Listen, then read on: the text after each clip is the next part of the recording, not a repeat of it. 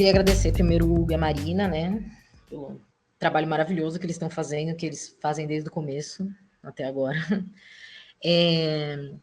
Eu trouxe essa temática dos processos no desenvolvimento da forma e dos objetos, porque eu acho interessante a gente pensar sobre todo o caminho, né? Desde a questão do código, do processamento do código, da ideia que a gente tem na nossa cabeça, na criação do código, e depois como trazer isso para a nossa vida real, na prática, né? Porque nem todo material acaba trabalhando como a gente espera, nem na prática, né, a teoria acaba sendo outra.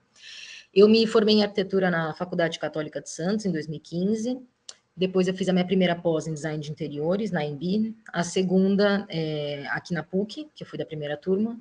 E agora, no ano passado, eu fiz um masterclass no Control Med de Madrid, que foi online.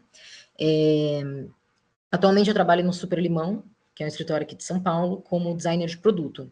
Então, eles me contrataram, a ideia mesmo era muito desenvolver, trabalhar com design paramétrico lá dentro. Eles têm uma demanda muito grande de produto e, além da modelagem complexa, a utilização do Grasshopper para a gente lá é diária. Então, a gente usa de várias formas.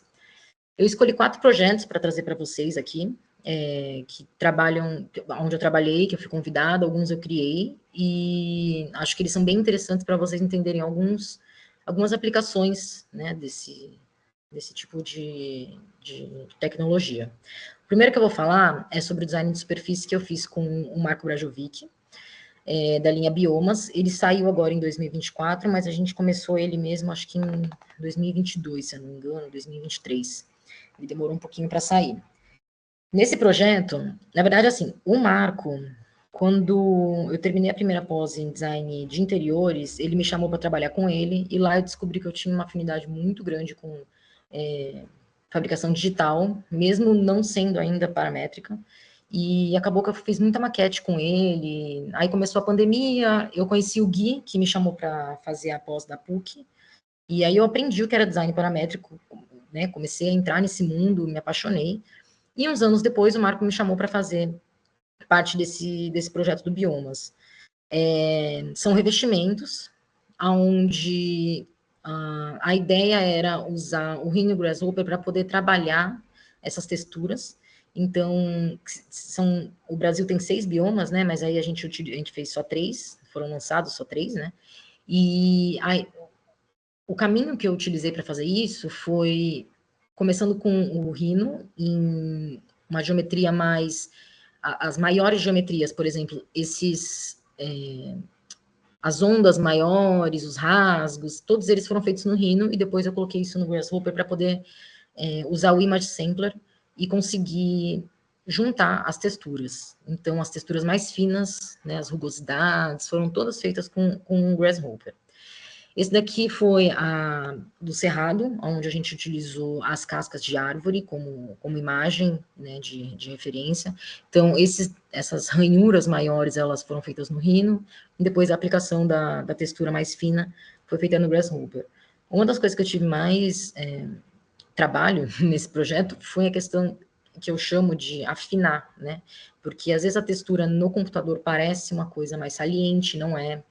Enfim, então foram afinações que a gente foi fazendo juntos. Eu imprimi essas placas em resina, em resina transparente, inclusive, para a gente poder testar só a questão da sensibilidade da mão. E quando a gente traz isso, né, para a prática, a gente vê que o computador às vezes pode enganar um pouco a gente. Então, foi isso que eu falei, da ideia de a gente entender sobre o código e a matéria, né? Porque entre eles há um universo enorme e a gente tem que testar muitas vezes, principalmente na fabricação digital. Eu uso impressora 3D todo dia, de resina, corte, enfim, porque na prática, né, a gente acaba vendo que é necessária essa afinação, né, durante o processo, até a gente chegar mesmo no ponto que a gente quer. Esse daqui a gente tinha escolhido uns rios da Mata Atlântica, né? E junto com... Esse aí eram texturas de musgo e casca de árvore, desculpa, copa de árvore. Então, eles que iam dando essas rugosidades. Esse daqui era um pouco mais aveludado, então também foi bem difícil da gente chegar nessa gramatura, né? E o último que acabou saindo, que foi do Pantanal, onde a gente também tinha a questão dos rios que acontecem no período de cheia, e esse daí ele tinha uma textura um pouco mais brilhante, então para a gente chegar, ele não podia ser tão granuladinho, os grãos tinham que ser maiores, a textura, justamente para no toque a gente conseguir sentir esse brilho, né? Que a ideia era trazer as águas, o reflexo das águas do Pantanal na peça. Como aqui nessa primeira, dá para a gente ver bem as texturas, né? É um trabalho super legal de participar. E realmente a maior dificuldade é ver isso no computador e conseguir chegar no material, no objeto pronto, afinando todas essas alturas, né? Era coisa 0,2 milímetros, entende? Tanto que alguns deles são aplicados no chão, não poderia ter muita altura. Então foi um trabalho bem delicadinho que teve que ser feito, com bastante teste. A gente conseguiu concluir e ele já está na Decortiles para venda. O segundo que eu participei também, que foi design cenográfico da Casa Cor, o pessoal do Ateliê Esquina me chamou para trabalhar lá, e eles tinham uma dificuldade, que era a rampa do Conjunto Nacional. Eles precisavam criar um mapa de montagem, precisavam planificar isso. Então, a gente criou essa linha do tempo, onde as arquitetas ficaram... Eu deixei um código aberto para que elas pudessem usar os sliders para variar as alturas das frequências. Então, aqui a gente tinha uma linha mestra no meio, onde, a partir disso, tinham pontos que subiam e desciam. Então, elas tiveram a liberdade de desenhar isso, mesmo não mexendo no software.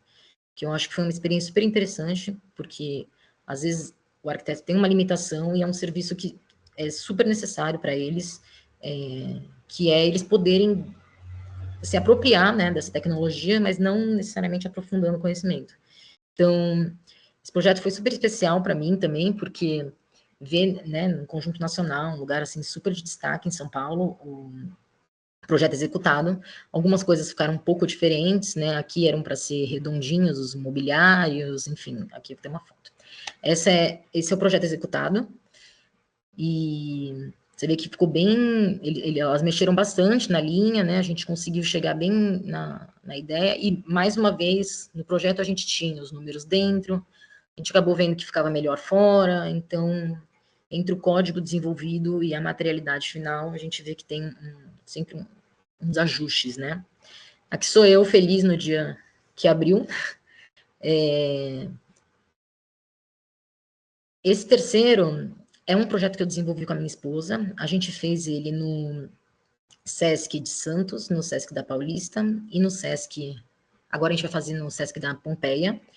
A ideia são macramês paramétricos. O subtítulo desse projeto chama Tecendo o Som, o que deixava os alunos do Sesc um pouco intrigados, né? Porque para eles, tinha gente que perguntava se ia dançar enquanto tecia um macramê. E aí, quando a gente chegou com o computador, né, o pessoal ficou um pouco assustado, mas eles pegaram bem a ideia. Então, a ideia é que uma pessoa vá com um som, um áudio, ou mesmo cantar, tem gente que fez poesia, e eu capturava a frequência da voz da pessoa, transformando isso num mapa de montagem, que depois a gente imprimia e entregava para a pessoa tecer em cima disso um macramê, onde ela podia registrar a frequência da voz dela ou qualquer outra coisa. Teve gente que fez com choro de bebê, com áudio dos pais, e os resultados, mesmo que a gente entregasse o papel, né, o resultado, como vocês podem ver, entre o código e o projeto final, ele tem uma diferença porque ele é feito à mão. Esse projeto tem bastante orgulho de mostrar, porque ele tocou várias pessoas, né, então a gente saiu mais ou menos com umas 20 pessoas em cada uma das oficinas, e todo mundo conseguiu finalizar o macramê. A gente ensinava, nessa parte onde a gente tem as linhas, um nó chamado festonê, que é um nó mais simples, que é onde a gente consegue criar essas frequências. Depois a gente ensinava um nó quadrado, que é esse, que também é esse, só que aplicado de forma diferente. E Depois a gente vinha com uma parte que era o tear, que é uma outra técnica, né, de tecelagem, onde a pessoa aplicava uma cor. Esse aqui foi a minha esposa que fez, que a gente levou de exemplo, e esse daqui era que eu que fiz, ambos com ela tocando violão, e aí eu fui gravando a frequência, né. Esse projeto, ele até hoje eu continuo desenvolvendo, hoje em dia o gráfico está um pouquinho melhor, já, a gente já colocou um pouco mais de cor, um pouco mais de informação, e ele mostra bem essa conexão, né, entre o que a gente planeja e o que a gente de fato executa. E o fato da gente poder trazer o manual nisso, né, é incrível, porque cada um vai sair de um jeito, nunca a gente tem uma certeza, tanto que essa parte dos nós, tá, a pessoa vai sentindo e vai fazendo. Então, é como se a gente desse liberdade para a pessoa que nunca teve contato com esse tipo de tecnologia se relacionar com isso. Aqui é um pouquinho, né, da oficina acontecendo. Então, você vê que cada pessoa foi fazendo de um jeito, teve diversas aplicações. Você vê que mesmo que a gente entregue o mesmo código, tem gente que faz mais apertadinho, tem gente que faz mais soltinho. Então, foi muito gratificante ver as pessoas, tanto adolescentes quanto pessoas bem mais velhas, participando dessa oficina e tendo contato com um pouquinho do que pode ser esse design paramétrico, né? Eles tinham, a princípio, quando eles viram o computador, eles tinham um pouco de medo do código, eu não sei mexer nisso, e quando eles entenderam que eles iam só participar, né, eles ficaram muito entusiasmados em trazer, em criar. Tem gente que fala, eu preciso fazer 2, 3, você imprime mais mapa de montagem para mim, para eu poder levar para casa e fazer sozinha depois, porque eles queriam essas frequências, né, eles acharam muito interessante a utilização da frequência para criar uma tecelagem. E por último, mas não menos importante, desde o começo, quando eu comecei no design paramétrico, eu já participava de um grupo de estudos de impressão 3D em Santos, que começou a desenvolver uma impressora de argila. Essa impressora de argila, no começo foi uma coisa bem rústica. Então, a gente tinha impressora, a gente ganhou uma bomba de cavidade, aqui ela tem um pistão helicoidal que leva a argila para o bico. A gente ganhou essa bomba de uma doação e a gente tinha um extrusor. Eu não sei se para vocês esse aparelho aqui parece familiar, mas ele é um canhão de encher linguiça. Aqui a gente tinha uma manivela, a engrenagem, né? E aí a gente enchia de argila e alguém ficava rodando isso durante a oficina. A gente fez oficina no Sesc, aliás, foram acho que um circuito de 10 Sescs que a gente fez oficina usando esse kit. Aqui, por ser um canhão de linguiça, a vedação não era boa, explodia nas pessoas, foi um aprendizado, assim, diário. A minha parte nesse projeto era o desenvolvimento dos G-codes, usando o Grasshopper, para poder controlar a impressora. A gente, no começo, percebeu que usar o Cura ou qualquer outro software de fatiamento não dava a precisão que a gente procurava, né, nessa tecnologia. Então, a gente foi percebendo que usando o Grasshopper a gente conseguia criar esse código. Depois, eu estudei bastante sobre isso, conversei também quando eu fiz o curso do Control Med com o Cuervas, que é uma pessoa que escreveu um livro que fala sobre isso, depois eu vou mostrar qual que é o livro. E a gente foi melhorando esse código. A nossa oficina do Sesc era composta por o participante desenhando num papel um cobogó. Depois eu dava uma cobrinha de argila e a pessoa tinha que fazer esse cobogó com uma cobrinha unifilar, porque a impressora ela não para de sair argila, né? Então, o desafio para eles era fazer na mão o cobogó que eles tinham desenhado. E claro que não funciona, né? Porque é uma coisa muito fina, que a gente tem o nosso bico, ele tem 1,5 mm, é bem fininho. E aí, como a gente mostrava que isso não funcionava, a gente falou, então vamos agora todos imprimir. Eu pegava esse desenho, vetorizava, num código já meio organizado do Grasshopper, e colocava para imprimir. Com o tempo, a gente conseguiu juntar uma verba com as oficinas do Sesc, e a gente turbinou o nosso cilindro, nosso canhão de linguiça, e tornou ele um pistão pneumático. A gente teve a ajuda de um torneiro, que conseguiu vedar tudo para a gente, e a gente comprou um compressor de ar. esse kit ele é muito grande, entende? Ele é um trambolhão mesmo, assim, para carregar não é uma coisa fácil. Então, se algum de vocês tem alguma ideia de trabalhar um dia com impressão de pastosos, eu indico que vocês busquem como primeira alternativa, né, esse kit, que é um kit chinês, né, que você compra, eu comprei no AliExpress. Esse meu kit anterior, esse aqui, hoje em dia, ele tem uma capacidade de 5 quilos, né, de argila. Esse daqui, ele tem meio quilo, mas é o que eu uso no dia a dia no meu trabalho. O grande eu uso para as oficinas do Sesc, para não ter que ficar enchendo, que tem uma rotatividade muito grande. Mas no meu trabalho, lá no Super Limão, eu tenho um desse aqui. Ele é composto por um controlador que é ligado na impressora, esse motor que empurra o pistão dessa seringa para o bico extrusor, e aqui também tem um outro motor que roda para controlar a quantidade de argila que sai. Esse é o livro que eu comentei com vocês, do Diego, do Cuervas. Ele ensina tanto a impressão, o código do Grasshopper para impressões planares e não planares, que a princípio era minha obsessão, mas hoje em dia eu vejo que tem momentos para a gente usar a impressão não planar, não precisa ser o tempo inteiro, existem muitas coisas legais que dá para fazer no planar, que, enfim, dá para a gente brincar bastante. A diferença entre, não sei se todos estão na mesma página, mas entre o planar e não planar é a questão da variação do eixo Z. Então, a gente tem o X e o Y dentro do Grasshopper, né, e o Z para cima, que nesse caso dessa imagem, você pode ver que tem variação na altura da camada, então essa é a teoria atrás desse não planar. Então, eu queria contar um pouco para vocês sobre esse caminho de como que é desenvolvido, né, esse código, que é onde eu tenho mais expertise, é o que eu mais gosto de fazer, assim, no meu dia a dia.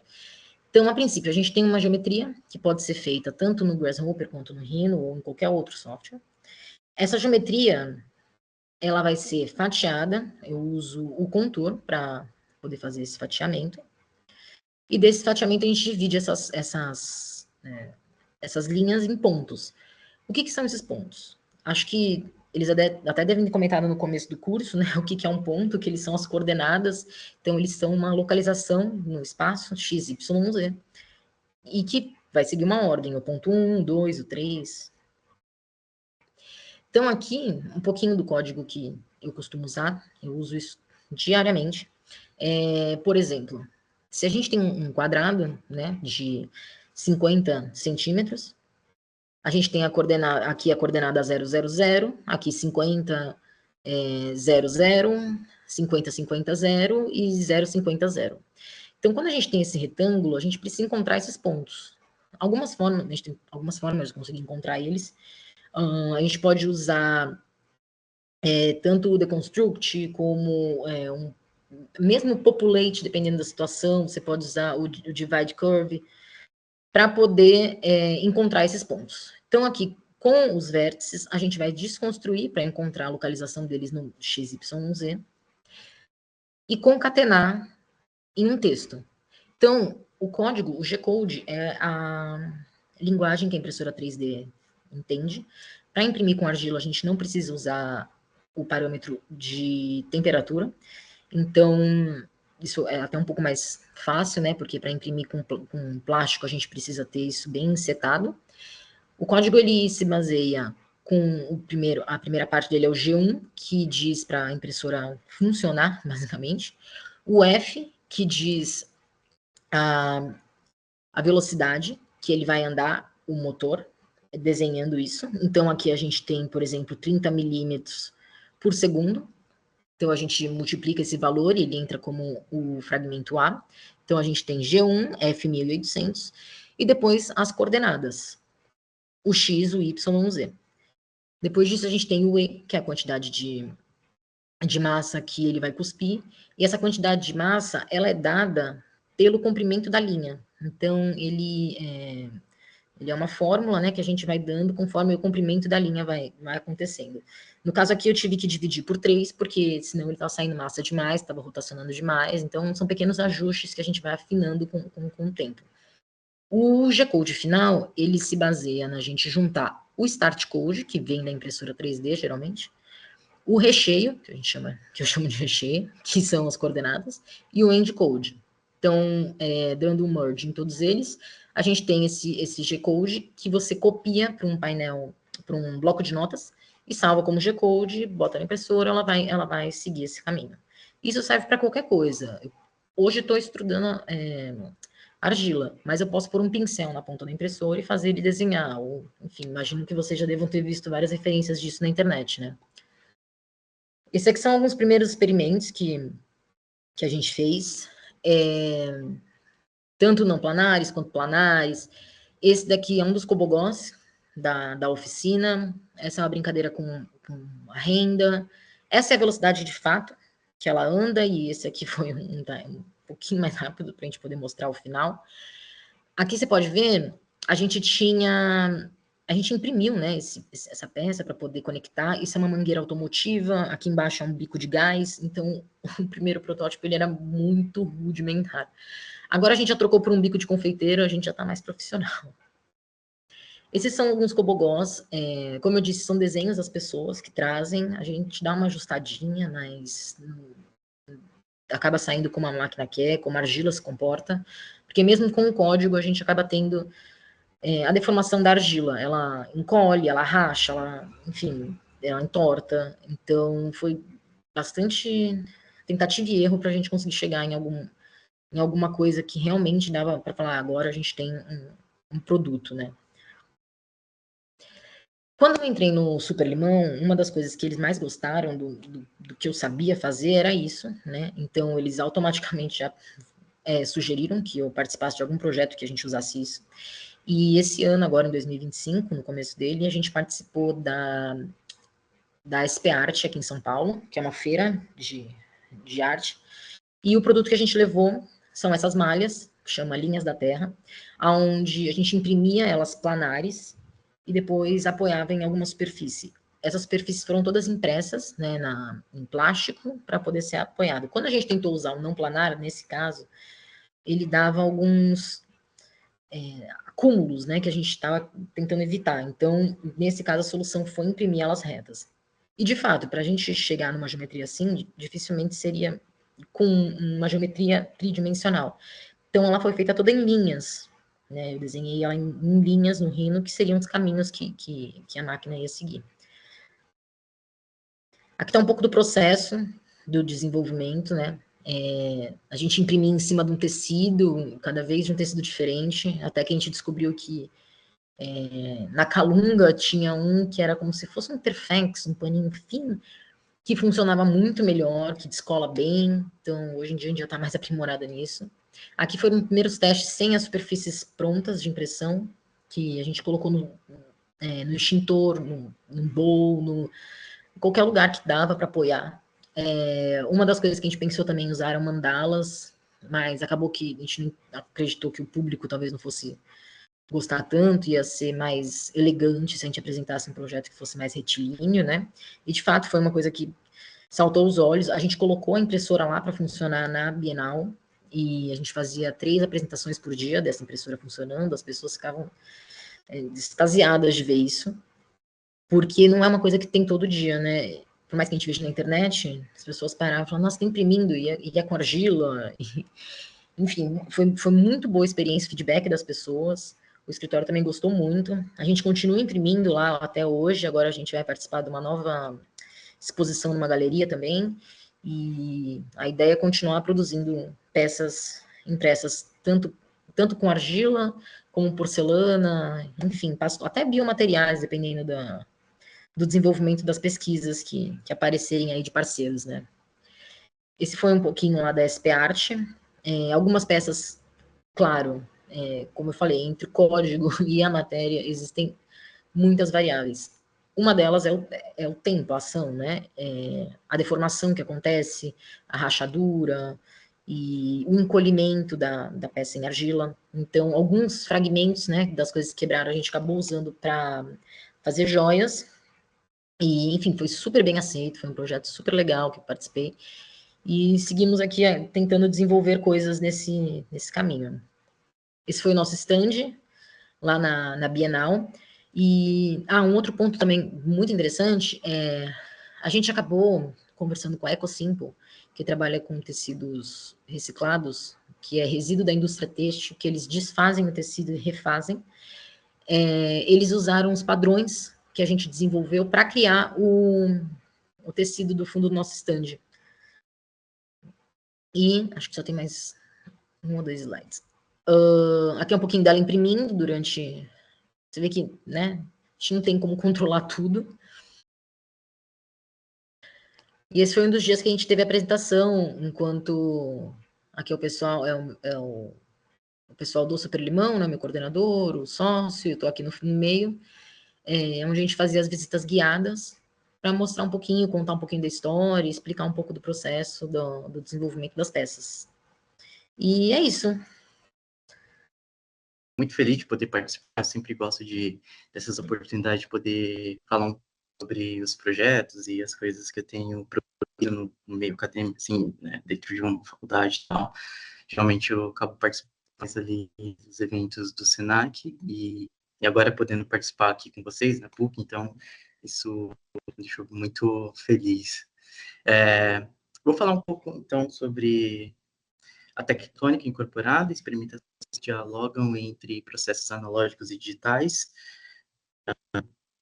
Durante a minha produção, né, eu gosto de pensar que o que eu faço não é só ali dentro do computador, eu gosto de também ter processos no qual eu posso pensar e produzir com as mãos e tentar criar um diálogo entre os processos digitais e analógicos, submetendo, sei lá, o objeto em si a determinadas circunstâncias e como isso influencia no resultado final.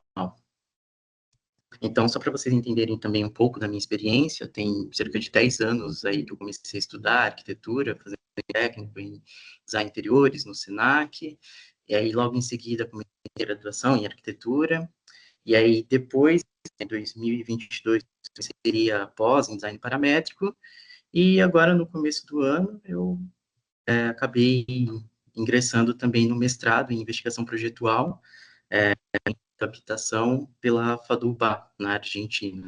Né?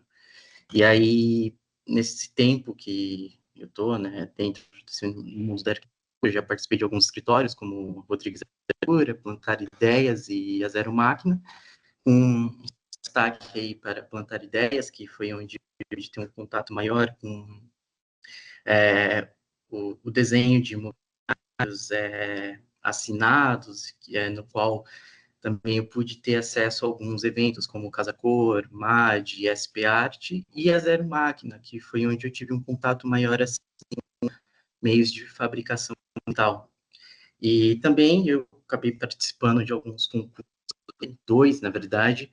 Nos dois eu acabei sendo finalista. O primeiro que eu participei foi em 2023, ali um concurso de mobiliário urbano, da cidade de Salvador, eu vou mostrar daqui a pouco. Eu recebi menção honrosa, e o outro concurso que eu participei, ele é um concurso bem pequeno, organizado pela Prefeitura de São Paulo, é mais voltado para o artesanato, no qual propus ali uma peça, misturando impressão 3D com processos analógicos e finalista. Esse não é assim que tinha primeiro, segundo, terceiro finalista, menção honrosa. Tinham várias etapas e você ia passando por essas etapas e eu acabei chegando até a final.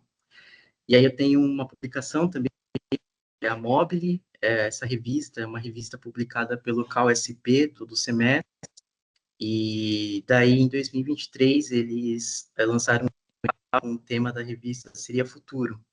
E aí eu acabei escrevendo um pequeno artigo, bem pequeno mesmo, sobre os benefícios da indústria 4.0 aplicados ao projeto de arquitetura. Claro que hoje em dia isso já está datado, né? A gente já tem a inteligência artificial, então a gente já está vivendo a indústria 5.0, então teria que rever esse artigo aí. E também, né, participar da W por 3 anos, em 2017, 2018, quando eu ainda estudava arquitetura, e no ano passado eu fui convidado pelo Senac, né, que foi onde eu me formei, para poder retornar para dar um workshop de um mês, assim, para os alunos de arquitetura, para ensinar eles a construir estruturas de tensigridade. Então, a gente fez vários icosaedros que ficaram expostos durante uma semana na Galeria Metrópole, aqui em São Paulo. Então, para começar falando de alguns trabalhos, eu trouxe 3 abordagens diferentes. Essa primeira vai se desdobrando em alguns projetos, e as outras 2 são apenas um projeto lado e é mais curto. Mas começando por esse aglomerar para construir. Esse daqui, então aqui está acabei utilizando o plugin para poder montar essa estrutura, e consiste em você ter uma peça modular que vai se multiplicando e construindo uma estrutura abstrata, né? Então, para poder fazer isso, começa definindo essa peça modular, que pode ser uma peça isolada ou uma combinação de módulos para consistir naquele objeto que vai multiplicar. Você precisa definir alguns pontos também, que seria o primeiro, o ponto raiz, e os outros, né, que podem ser 2 ou mais pontos, que são esses pontos de aglomeração. Eles passam por esse componente que vai transformar isso num objeto que o Fox lê e entende esse tile que vai gerar essa aglomeração, e depois você define uma geometria que vai orientar esse crescimento, porque ele não vai crescer de forma aleatória. Vai, mas não totalmente aleatória, mas você consegue ter essa variação da forma que você consegue explorar formas, direções e etc. E aí, no final, você transforma isso numa mesh que você consegue manipular. E aí, curso mesmo, acho que, se não me engano, foi no segundo semestre, ou no primeiro, não lembro agora, a gente começou a estudar esse código, e aí a gente desenvolveu esse projeto usando fita perfurada. Então, a gente montou esse módulo aqui, quando, né, ele foi composto por 3 anéis, esses 2 menores, e esse maior aqui no meio. Então, o meio ficou como ponto raiz, e os 2 menores como pontos de ramificação. E, né, a gente vai aglomerando eles. Detalhe que sempre que a gente aumenta essa aglomeração, o próximo módulo, a próxima iteração, ele vai desse módulo, vai conectar o ponto raiz ao ponto de ramificação do anterior, né? Então, aqui a gente consegue ver com mais detalhes. Então, você tem aqui a peça modular, né, composta por 3 anéis, que vai se conectar no maior, né, do módulo anterior. E como a gente... E assim, por padrão, esse... ou nos tutoriais que a gente via, a pessoa ia montando esse código considerando peças de o MDF, no qual o encaixe ele era um travamento macho-fêmea, né? Que você tem uma peça, você tem a outra, você gira uma 90 graus em relação à outra, e aí você trava uma peça. Como a gente estava construindo fita perfurada e os travamentos eram feitos por parafusos, a gente podia girar essas peças em qualquer ângulo que ia travar, né?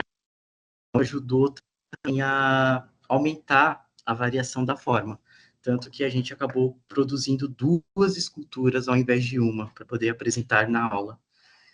E aí, qual é a graça desse código, né? Que quantos meses depois que eu terminei o curso, eu acabei usando o mesmo código para fazer esse, que é o concurso de mobiliário urbano. E aqui eu mudei apenas a forma do módulo. Então, ao invés de trabalhar um módulo composto por 3 anéis, aqui eu desenvolvi uma peça em formato de um mais ou menos, e aí eu fui, né, redesenhei essa geometria que orienta esse crescimento para propor esse objeto que, né, que tem a ideia de explorar a imaginação da criança. Então, ele tem partes que formam um túnel, outras partes que são maiores, outras que são menores, para poder um objeto lúdico e que também pudesse se adaptar ao espaço, às pré-existências, e que as crianças pudessem usar da forma como quisessem, que pudessem dar novos significados e ressignificar depois. Então, nascia com uma função, mas que poderia receber funções de acordo com cada usuário. E aí, no mestrado, eu acabei trazendo de novo essa questão da mas aqui eu acabei com um outro componente, um outro plugin, que é o VASP. Ele é um pouco mais complexo que o Fox e ele permite muito mais regras. Então, consigo trabalhar com módulos distintos. Então, aqui, por exemplo, eu tenho... Apesar de serem o mesmo módulo, eu acabei variando apenas o tamanho deles. Então, tem o módulo G, o módulo P, eu passo todos por esse no gero essas regras. Aqui, só um detalhe, esse slide está em espanhol porque eu só copiei ele da minha apresentação do mestrado, mas, enfim, consigo dizer quantas vezes cada módulo pode se repetir, porque por mais que eu aumente as interações, eu consigo limitar. O módulo G pode repetir no máximo 2 vezes, o módulo M pode repetir 3, o módulo P pode repetir, sei lá, 4 vezes. Então, quando chega aqui no final e eu extrapolo esses valores, a estrutura ela para de crescer, tá? E aí eu comecei a pensar, né, gerar essas aglomerações. E aí, depois que eu comecei a montar essa maquete, eu comecei a inserir alguns parâmetros analógicos. Então, para poder fazer essas estruturas, pensando como, num objeto arquitetônico, de fato, como seria os travamentos, o objeto iria para no chão, e aí eu esses palitos e esses nodes, né, que foram impressos em 3D. E aí acabou gerando esse resultado. Se forçar um pouquinho, dá para remeter a Piran, parece um inseto, uma formiga, enfim. Mas aí foi esse o resultado. E após fazer essa maquete, eu acabei fazendo um outro estudo de começar a imaginar como seria essas por a cidade, como seriam essas aglomerações, essas variações e como adaptariam as pré-existências da cidade. E, enfim. Daí o segundo projeto que eu vou mostrar, o segundo processo, é o de fibras digitais, que é baseado na pesquisa da Rebeca, né, que aconteceu no Rio de Janeiro. Ela veio para o Brasil, e ficou uma semana lá na Casa Firjan, para dar um workshop para a gente dar um mobiliário. A gente se dividiu em alguns grupos, e esse foi o código que, pelo menos parte, assim, os componentes, tem outros componentes, que ele basicamente, você define uma geometria. Aqui, nesse caso, a gente teve que definir um cubo. Esse processo que a gente escolheu, ele parte de um cubo, e aí ele gera uma estrela dentro desse cubo, e aí a gente consegue, né, criar um objeto em si. E o legal é que ele, nessa primeira parte aqui de cima, ele te dá o caminho, essas conexões que vai gerar essa estrela. E embaixo, aqui no meio, eu consigo ver essa linha, né, ela saindo de um ponto, indo para o outro. E aqui no final, ele dá a quantidade de fibra que a gente utiliza para poder montar esse objeto. Então, esse aqui é o detalhe dessa poltrona que a gente acaba fazendo, né? Então, a fibra, depois que ela endurece, ela fica com esse aspecto. E aí, aqui é um pouco do processo. De novo, você define esse cubo, ele gera uma... E aí, quando a gente começou a fazer esse workshop, eles deram para a gente esse gabarito aqui. E por coincidência, não, enfim, os pontos estavam tortos, né? Não estava formando um cubo perfeito ali. E aí a gente começou a se questionar quais seriam as possibilidades se a gente realmente assumisse essa imperfeição e deformasse esse cubo, que foi esse exercício aqui, né, que a gente fez. E aí a gente voltou um pouco para o computador também, porque aqui no gabarito a gente só conseguia mexer esses vértices para cima e para baixo. Mas no computador a gente conseguia mexer em qualquer direção. E aí a gente começou a distorcer tanto essa geometria, esse cubo, que o código parou de aceitar o nosso modelo. Então, a gente foi o único grupo que não dependia mais do Grasshopper. A gente teve que improvisar um pouco. Mas foi certo, funcionou no final, né? E aí a gente gerou a gente até especulou de utilizar madeira para fazer alguns eventos e tal, mas no fim a gente acabou não utilizando. Aqui parte do processo de montar os gabaritos para fazer o modelo em escala. E aqui foi onde a gente percebeu que talvez não seria tão legal ter abusado tanto da forma. Porque primeiro a gente montou, né, com essa linha azul cadeira, mas como a gente não tinha mais trilho do código para dizer para a gente os caminhos, a gente teve que ir com essa linha vermelha, fazendo isso manualmente. Então foi um processinho meio chato, mas funcionou. E aí, né, tanto que aqui ó, tem um ponto que a gente denominou como virtual, esse ponto não era para existir, mas acabou existindo no nosso processo. Né? Então, o processo já montando esse modelo final, e aqui parecia uma maratona, assim, uma gincana, porque você tinha ali uma sala onde tinha esse tanque aqui com a resina, então uma pessoa ia, puxava essa fibra, aí dentro desse tanque tinha algumas roldanas que ia amassando essa fibra e a resina entrando na fibra, e ela já ia enrolando ali no carretel, depois ela ia onde estava o gabarito, então era uma parte assim toda protegida, porque não podia pingar, não podia nada, porque ia manchar, enfim, a gente tinha que usar roupas de proteção, máscara, etc. E aí ficava uma pessoa passando a fibra, outra pessoa desenrolando essa fibra, e a outra pessoa dizendo, agora você tem que ir para o ponto A, para o ponto B, você volta para o A, um trabalho, e tinha que ser muito rápido também, porque essa resina secava rápido, então a gente não tinha espaço ali para o erro, né?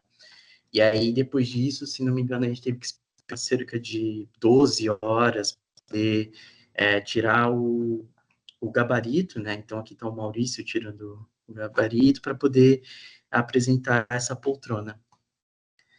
Daí aqui, né, uma foto ainda no gabarito. Aqui ela já solta. Como a gente não tinha muito tempo e também a gente não tinha um conhecimento muito técnico sobre resistência dela, então acabou sendo, né, uma poltrona bem pequenininha, ainda assim ficou confortável e a surpresa de todo mundo, aguentou as pessoas entrando nela, deu certo, né? E aqui ela é um pouquinho mais jeitosa aí, representa o dia lá, porque no último dia iam muitas pessoas, professores da UFRJ, enfim, teve todo um evento para isso, para ver os trabalhos que participaram. E aí, como último projeto, acabei denominando como Corpo Poroso, ele é um projeto assim que eu fui convidado no mês passado, no Senac, para propor uma intervenção artística no campus. E aí a coordenadora acabou me indicando. E a ideia era por uma estrutura que tivesse a ver com arquitetura, com volumetria, movimento, e que pudesse ser produzida digitalmente. Então, apesar de ter um mês para poder fazer isso, eu tinha que pensar nesse desenho muito rápido, porque eu ia fazer impresso. Então, acabei gerando um código super simples também, nada muito especial, mas a ideia era criar uma grande estrutura que parte de um padrão Voronoi, né? Então, tinha essa moldura aí, que deve ter uns 3 metros e, sei lá, 80, 70 por 1,20 de altura, mais ou menos. E aí acabei gerando esse desenho, e sério, acho que esse foi um dos maiores desafios, assim, que eu tive em relação à impressão 3D, porque eu tinha que fazer tudo isso usando uma maneira que imprime super devagar, né? Hoje em dia a gente tem impressoras que imprimem, sei lá, 500 milímetros por segundo, a minha estava imprimindo a 25. Então, assim, foi uma loucura. Eu até cogitei a falar com outras pessoas para me ajudarem a imprimir também. Mas depois de algumas conversas, a gente acabou reduzindo um pouco essa estrutura para 1,5 m.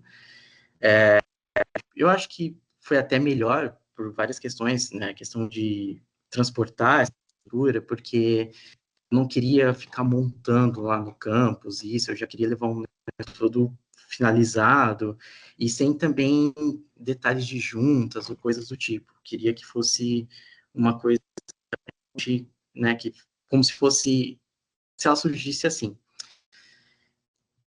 E aí aqui algumas fotos das peças que eu fui produzindo, né?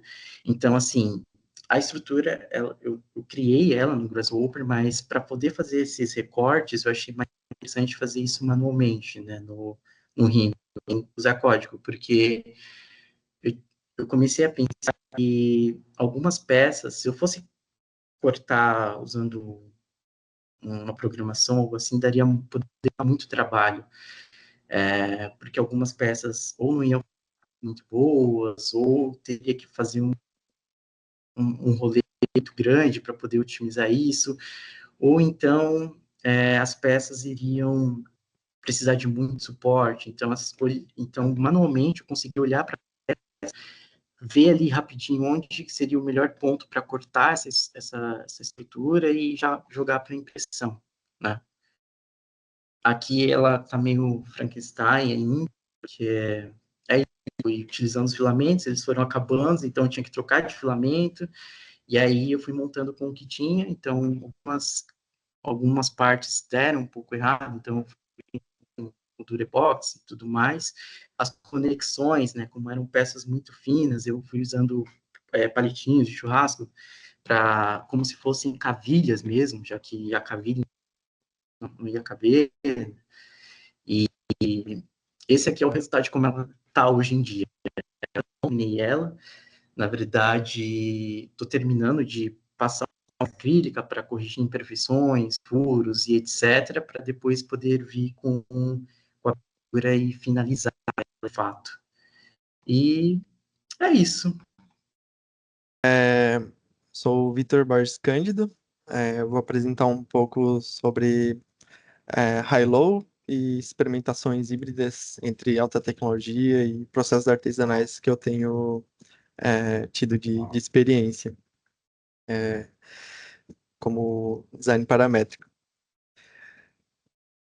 Bem, eu sou formado em arquitetura desde 2019 pela Unesc e pós-graduado em 2024 pela PUC Minas, na especialização em design paramétrico em arquitetura. Eu tenho tido algumas, também participei de algum como aluno da Digital Filters da 2022 no Smart Skin, que eu vou mostrar um pouco mais à frente ali. 2023 com artefatos corporais com o Martel Sartori, que eu não sei se ele está nessa turma agora, mas a Marina Brandt também está nessa turma, a professora dessa turma, ela foi minha professora no Digital Filters. 2024, outro Digital Filters com arquitetura interativa, utilizando o Arduino. E durante o meu tempo acadêmico, também fui trabalhando em outros escritórios e estúdios. E eu vou mostrando um pouquinho como é que foi esse processo desde a vida acadêmica. Eu tenho tido meu primeiro contato com parametrização durante a faculdade e desde lá eu tenho participado de concursos e implementado também dentro de escritórios, onde aqui é um concurso da CBCA, que é a CBCA é Indústria Metálica, onde esse projeto era um estudo de uma escola infantil, onde eu sempre fui do tipo o aluno da faculdade que gostava de formas pressionistas com curvas e tal, e tentar sair um pouco do, do- das linhas retas do modernismo. E eu sempre fui indagado de como que construiria essas coisas, como é que seriam executadas. E isso sempre foi uma indagação que me buscou em tentar entender essas formas, como é que elas foram fabricadas, executadas. E aí, a partir disso, eu comecei a me aprofundar um pouquinho mais nesse mundo da parametrização. E aqui, por exemplo, a gente fez o design de uma estrutura espacial, onde depois ela é fechado com placas para esse concurso. E em 2018 eu estava estagiando no escritório A3, arquitetura. Infelizmente esse escritório hoje não existe mais, os sócios fizeram sociedade, onde implementei desde de piso, página de parede, é, trabalhava muito com renderização, aliás, eu trabalho com renderização hoje também, do design paramétrico. E, e aqui eu tenho, foi uma automação de otimização de estudo de viabilidade, onde a gente tinha um projeto de um edifício para fazer, e eu estava tentando buscar quais os melhores taxas de ocupação e índice de aproveitamento para esse projeto. E durante a minha finalização da faculdade, o meu TCC foi o Templo Paramétrico Efêmero para o Festival do Burning Man, onde, através do design paramétrico, eu consegui chegar ao nível de execução para esse projeto, onde o software ele conseguiu é, encontrar peças que fossem semelhantes a partir da minha forma. E aqui eu estou representando por cores, mas poderia ser um código, uma letra, um número. Aqui eu estou botando cores para fins didáticos, né, para representar. E aí também colocando elas pronto para corte no CNC, que são esses quadradinhos planos embaixo. E aí tabela de Excel também com os quantitativos de cada peça que se repete, né? E seus metros quadrados. Então, a partir dali, eu começo a trabalhar de como é que o Burning Man, esse evento que todo mundo tenta se ajudar e pessoas de fora que nunca chegaram nem perto da parte do projeto, chega sem saber onde cada peça vai, como é que eles poderiam ajudar e botando esse espírito comunitário dentro do projeto, é, onde todo mundo pode se ajudar. E aqui fazendo uma brincadeira de que todo mundo está ajudando a levantar as estruturas do pavilhão. E, e aí a gente foi trabalhando como o design paramétrico me ajudou essa parte de detalhamento das peças, e eu também não tive tanta complexidade de questão de acessos, fluxos. Eu consegui evoluir ele num nível mais executivo da obra, onde tem o espaço do canteiro, tem o espaço da execução, o espaço da montagem e depois a união de tudo que é no centro ali. E tendo o resultado final, essa forma que no fim é, eu, eu achei muito interessante e dentro do que eu acredito de formas expressionistas e o uso da madeira também, que era importante no Burning Man, porque no final esse templo ali é queimado como parte do ritual do evento. E aí, nessa etapa, eu começo a ter as primeiras experiências com fabricação digital, onde aqui eu tenho tive meu primeiro contato com a impressão 3D para produzir a maquete do meu TCC, que essa parte mais complexa ele me ajudou a gerar, fabricar essas detalhes, né?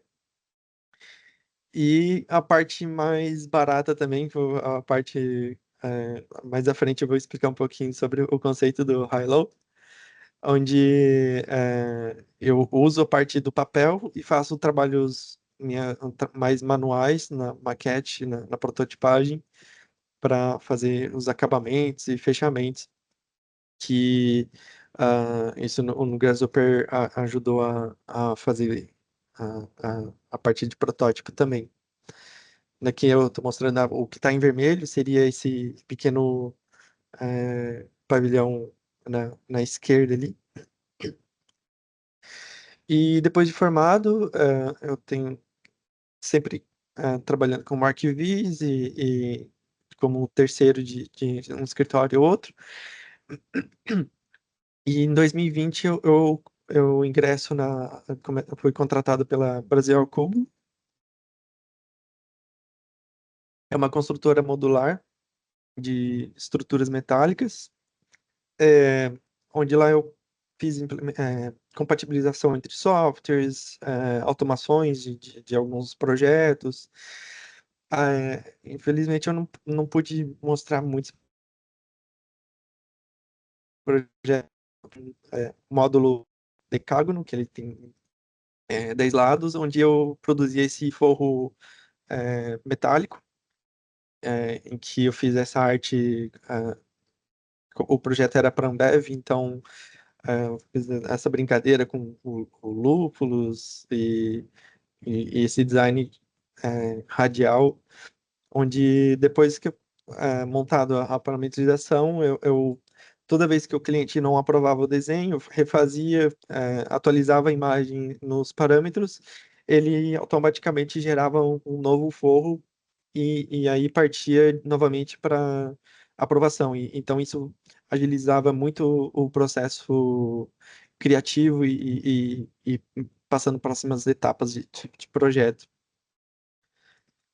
Em 2022 eu começo a explorar um pouco mais sobre automação com Arduino.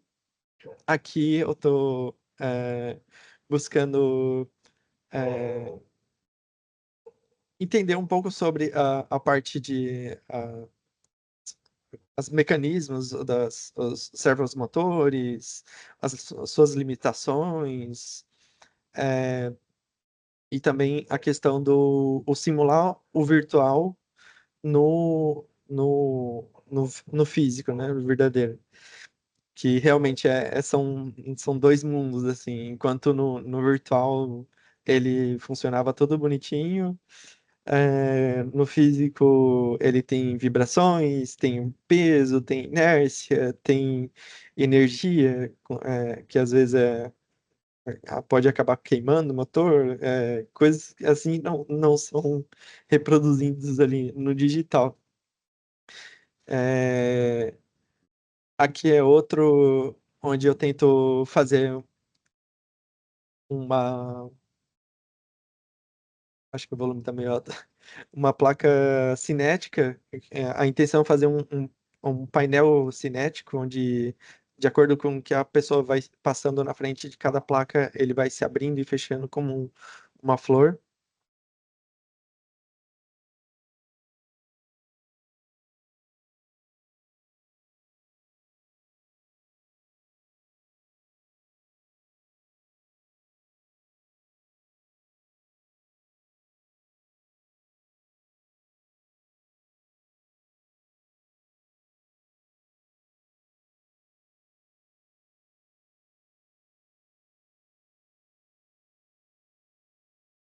Então, aqui é apenas um módulo de um mural do que seria isso.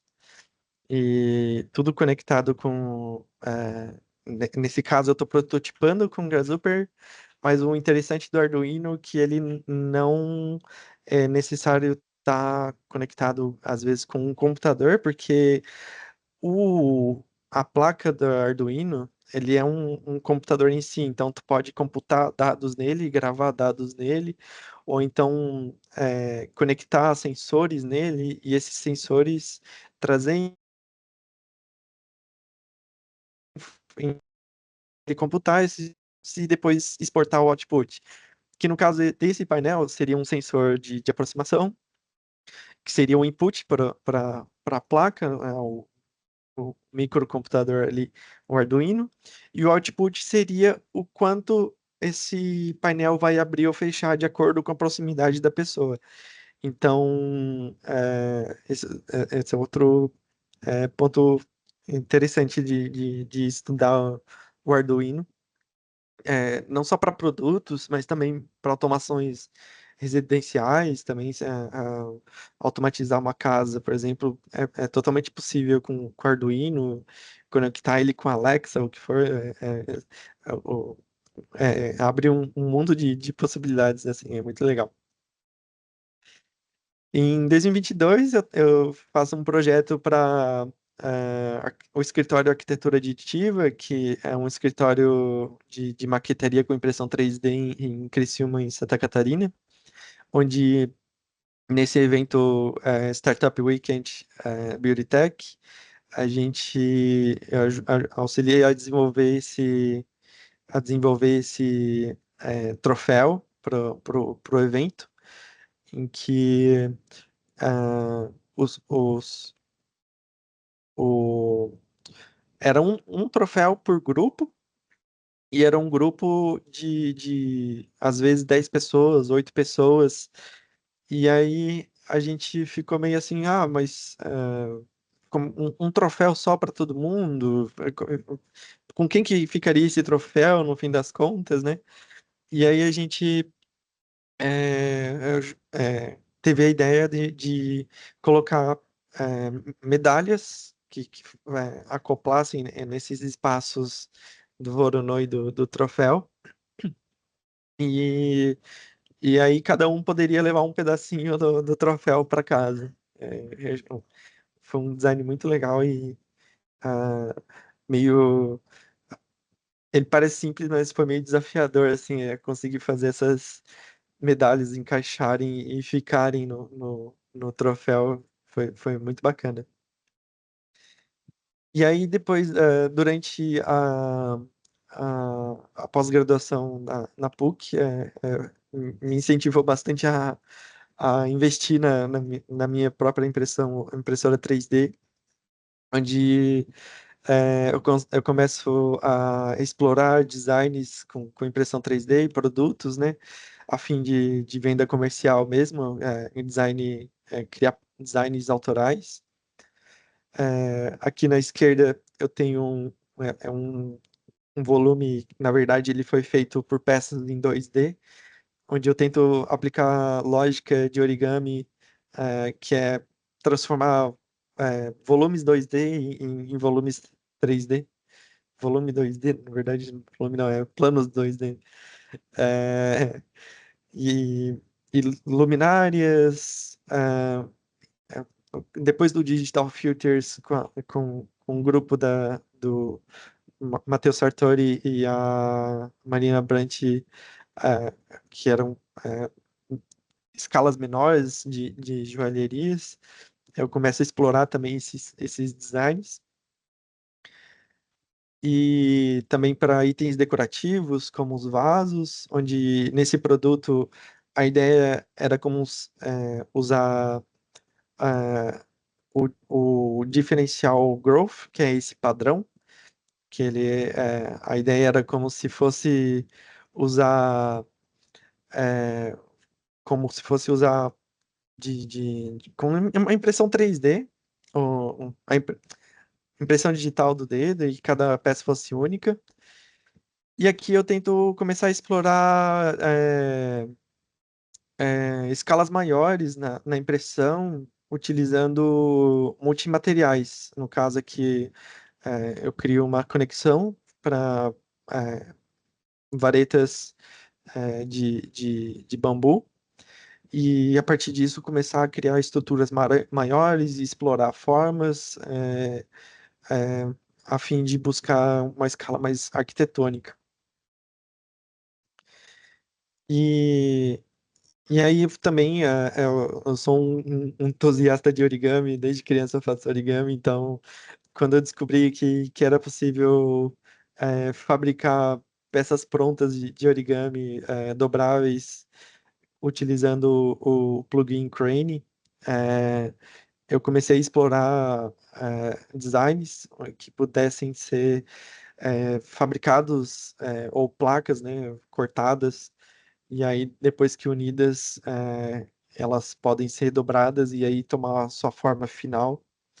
Isso também é interessante para questões de projeto modulares que precisassem ser transportadas, e também a ideia de fazer um máximo com mínimo. Esse aqui uma outra forma que estava explorando no caso, eu estava verificando se o Crane ele estava gerando planos de dupla curvatura, porque placas elas não podem dobrar, no caso, não podem ter dupla curvatura, elas têm que ser 100% plano. Então, aqui no caso, o que está azul, o roxinho, ele está plano.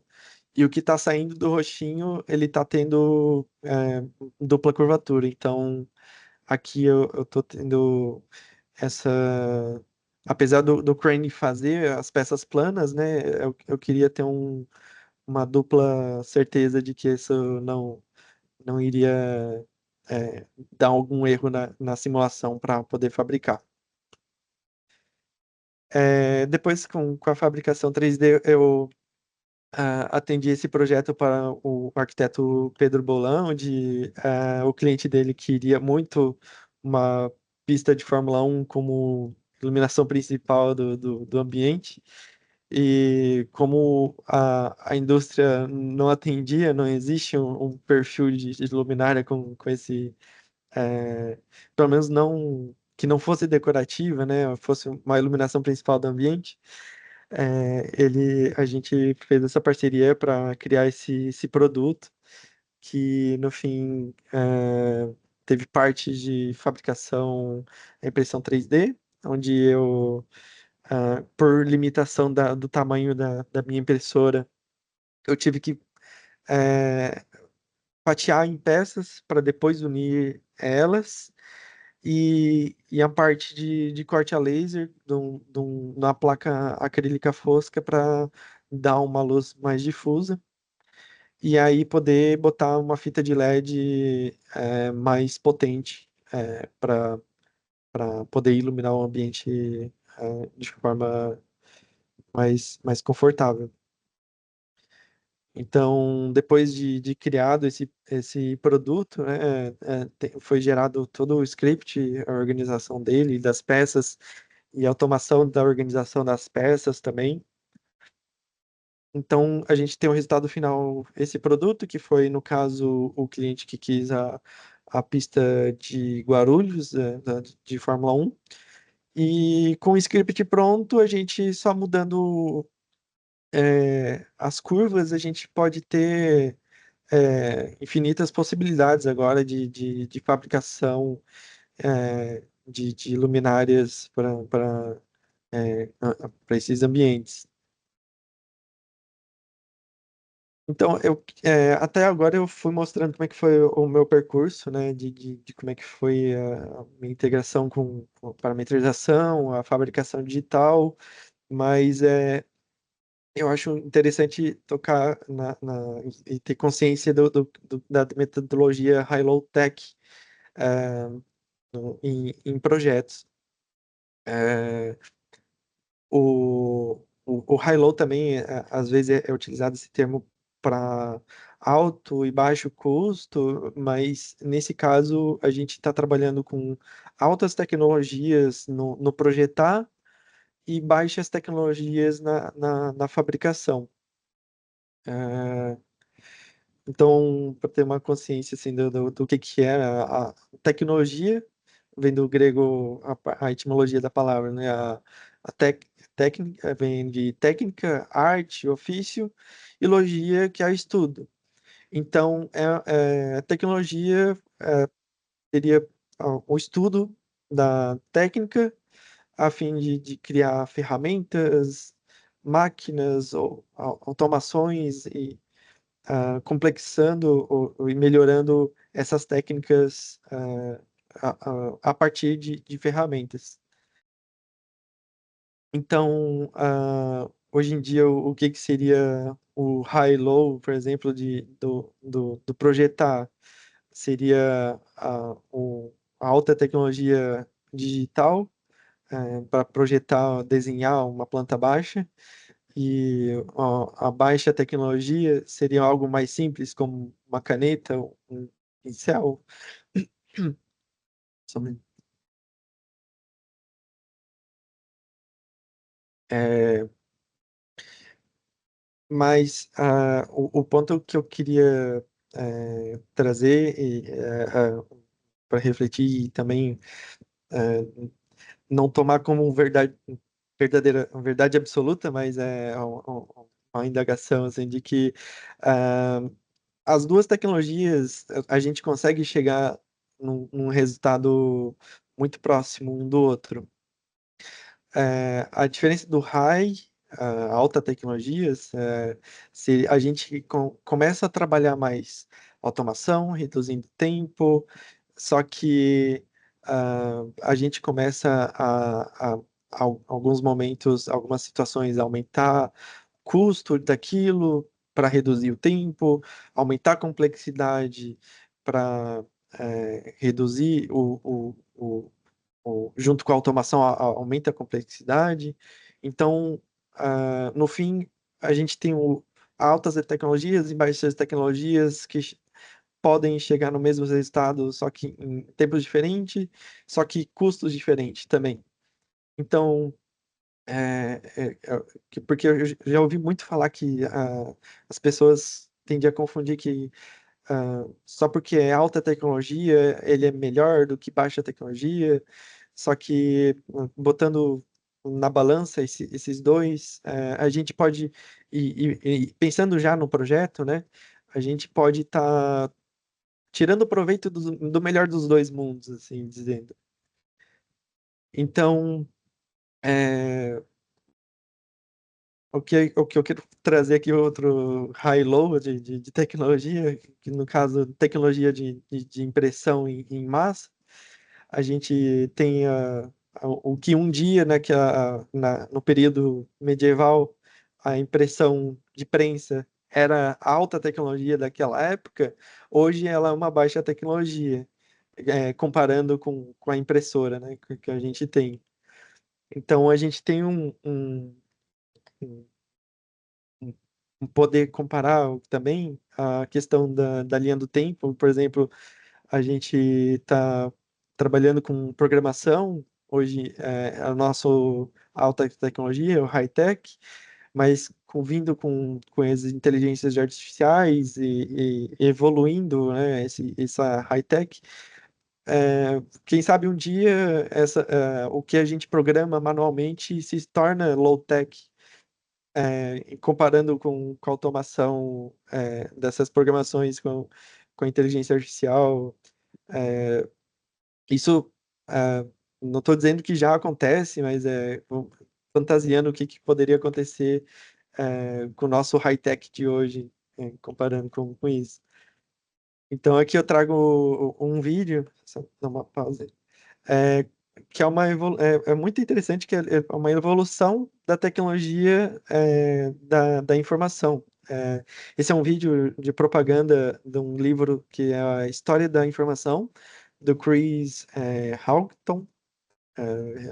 Não sei pronunciar bem o sobrenome dele, mas produzido pelo estúdio ou estúdio, ali o arroba deles, para quem tiver interesse.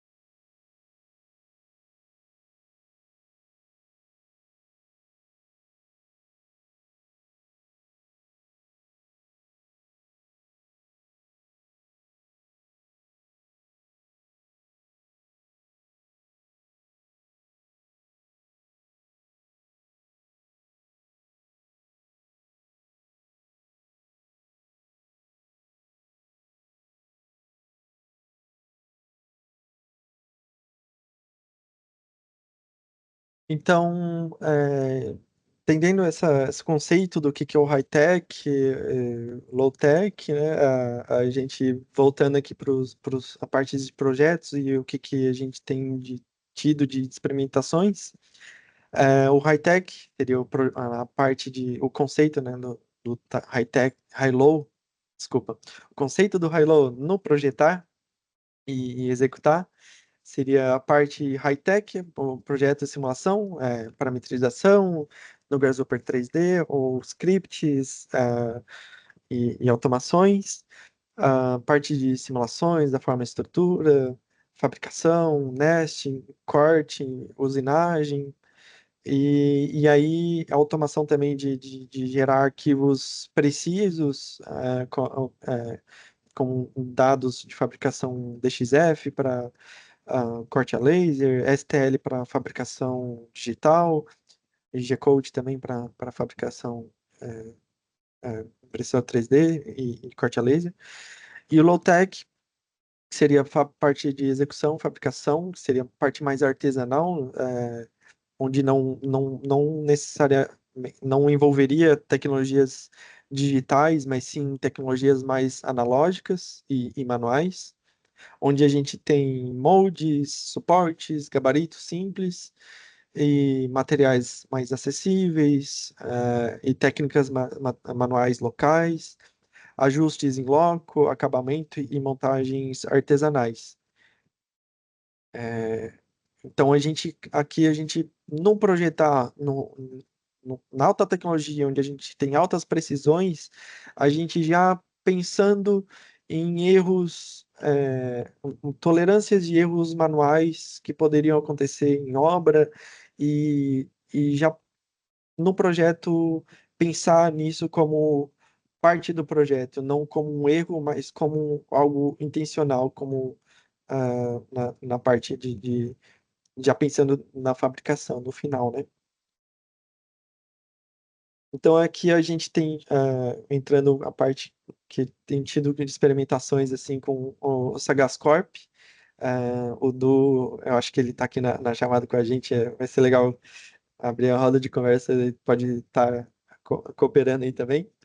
Ele trabalha com partes de coberturas tensionadas, estruturas tensionadas para eventos em geral, onde a, desculpa, a gente ele desenvolve os designs dos projetos e eu tenho trabalhado com a parte de automação da ideia que ele, do partido dele e automatizando toda a parte de simulações e fabricação de desenhos técnicos, pranchas, para automatizar a parte de projeto e auxiliar na parte manual. Aqui nesse vídeo, eu tenho feito um script onde a gente trabalha com otimização topológica. Otimização topológica, ele é como se fosse um simulador de análise estrutural, só que o output dele, ele não só vai trazer qual que ele não vai trazer se a estrutura vai romper ou não, mas ele vai trazer qual que seria a forma das melhores distribuições de carga em direções dessas cargas. No caso aqui desse vídeo, eu tenho um quadradinho aqui na esquerda, não sei se dá para ver bem deixa eu caneta. Ah, não, tá. Aqui na esquerda eu tenho a parte de suporte, que seria a parte de conexão na parede, e na direita seria o peso atribuído a essa forma. E esse quadrado que está preto e branco no meio seria a área que ela vai ser trabalhada, e o branco que está sendo o output da simulação, qual a melhor distribuição de peso para essas cargas. E aí acaba gerando essas formas orgânicas e super interessantes.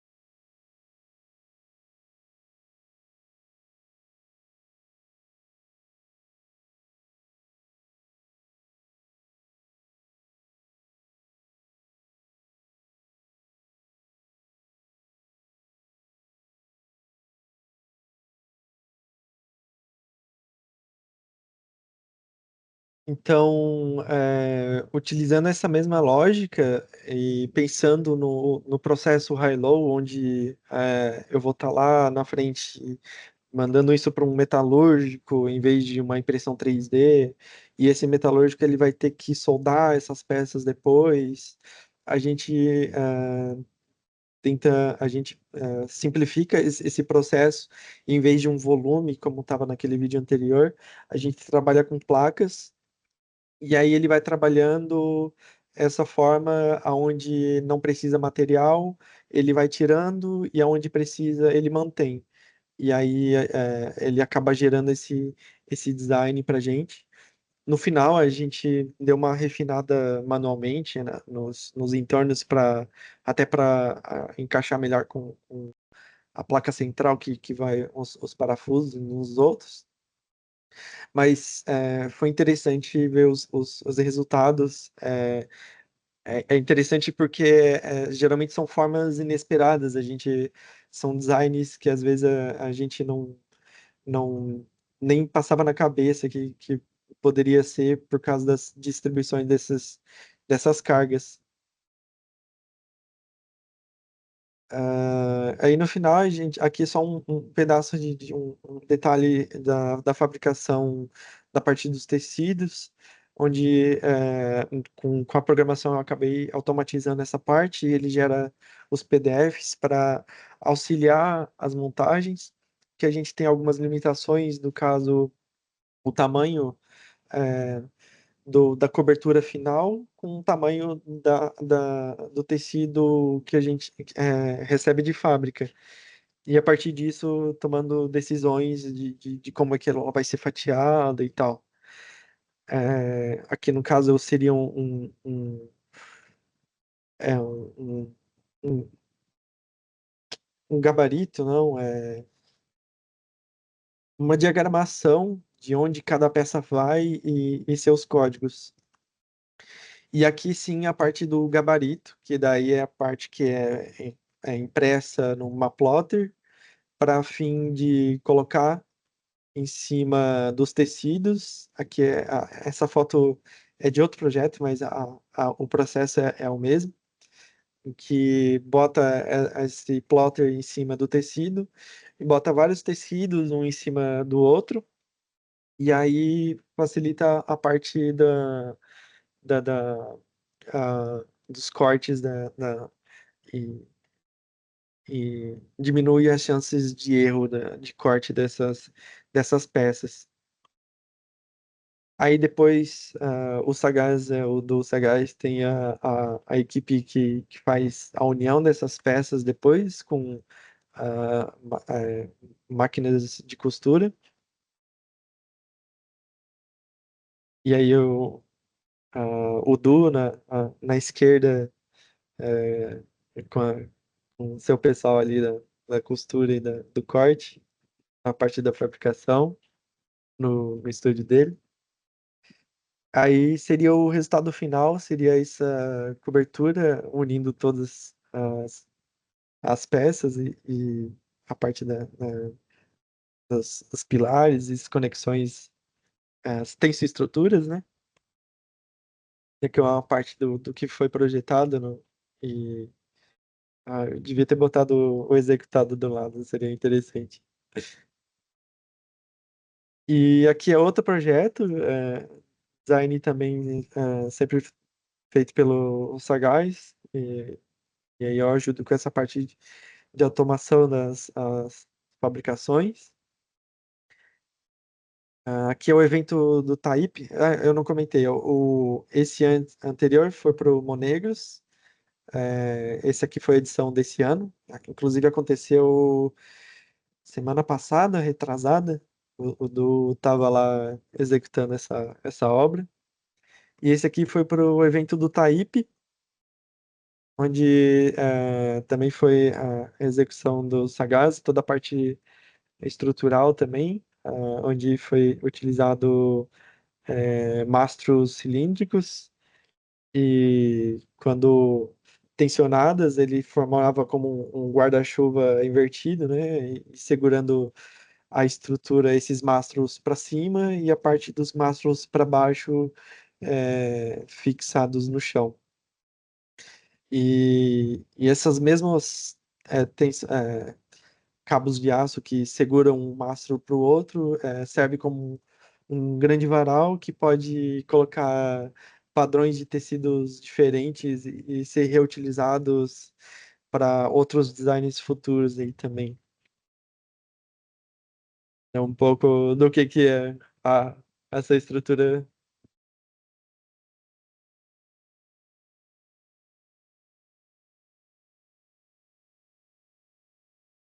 Então, é isso. Obrigado pela oportunidade.